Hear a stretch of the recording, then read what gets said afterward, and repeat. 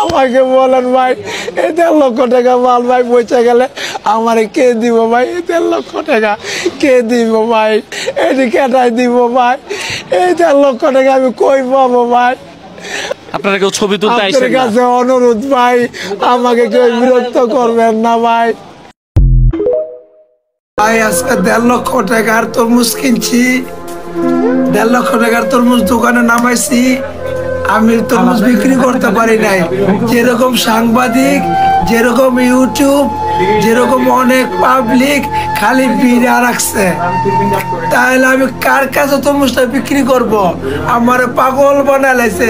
আমার 1.5 লক্ষ টাকা আজকে পাইছে ভাই।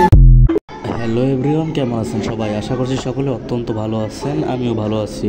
তো আপনারা জানেন কিছুদিন আগে তরমুজ বিক্রেতা একজন ভাইরাল হয়েছিল। তো ওই কিরে মধু মধু এই কথা বলে ভাইরাল হয়েছিল, এবং এখন তার বর্তমান যে অবস্থা খুবই কষ্টদায়ক।